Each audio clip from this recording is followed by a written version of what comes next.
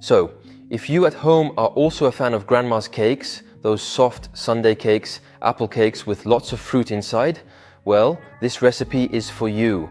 I've reworked it a little so there's less butter in it, less fat and less sugar. And today we're going to flavor this cake with tonka bean.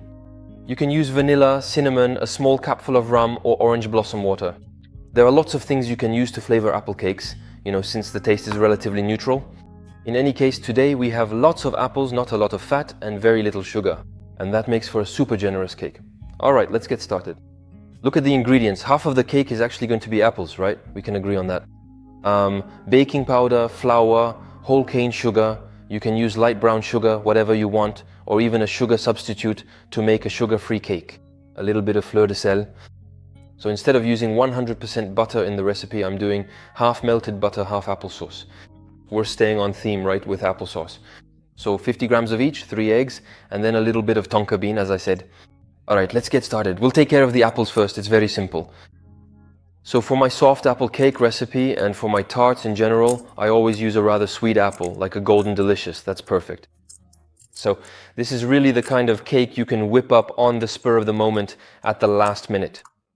Usually these are ingredients you already have at home. It's easy to make, it's not expensive, and it makes for a beautiful, very generous cake.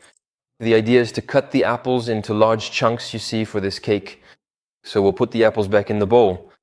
So it's the same method, as when I make an old-fashioned apple pie. We're going to add a little sugar there, whole cane sugar. Stir it all up, to coat all the apples well with the sugar. Now, I don't know if you often use tonka bean at home or not.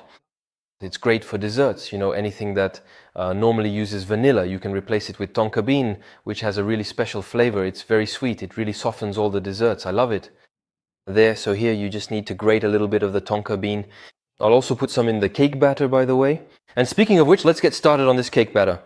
For the cake batter, we're going to add the rest of the sugar. I'm going to grate the tonka bean again. So for this cake, half a bean is great, it adds a lot of flavor, so there you go. And we're going to crack the eggs, so 3 eggs for this recipe. So I'm going to start whisking it all together to dissolve the sugar and ideally get a slightly frothy mixture. Alright, we can now add the melted butter. So 50 grams of melted butter, some applesauce, there you go. Applesauce, it's that simple. Because otherwise a cake like this calls for 100 to 125 grams of butter, A little bit of fleur de sel. And then, well, I'm going to add my baking powder and the flour all at once. We'll use a spatula to mix it all together. You start from the center until you get a batter. When there are no more lumps, look, you get a lovely cake batter. I love this color, that's from the whole cane sugar. We're going to save a few apples for the top of the cake. That's always nice. So I'm keeping a good handful there of apples for the top of the cake and the rest I'll put in the batter. So mix it well, there to distribute the batter between each piece of apple.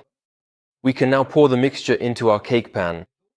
So when I bake at home, you can either use butter to grease your pan. Even if it's non-stick, I always advise putting something, to reinforce the non-stick quality. Or you can use a baking spray, which you can find super easily nowadays. And we'll add our apples. There we go, we'll spread the mixture out evenly. Okay, we have the apples left. I really wanted to add some on top.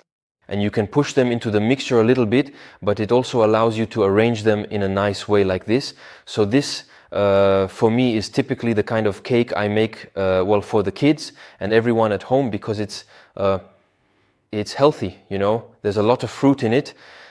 It's moist, it's good, they love it. So don't hesitate to make it at home, you're going to love it. Now if you want, but really we'll just add a small spoonful. Here I have my brown sugar that I keep with my old vanilla beans, just to caramelize the apples on top a little bit. Alright, it's off for about 40 minutes at 180 degrees. Now if you feel like it, if you have some slivered almonds at home for example, they would go well on top. There we go, look at our magnificent cake. It's so beautiful, nicely domed like this, I love it. This is going to be a treat. Okay, of course, before unmolding it and cutting a slice for you, I'm going to let it cool down completely. Okay, so often for contrast, we put a little bit of powdered sugar on top. It's true that it looks pretty with it. Does this cake tempt you? Let me know in the comments.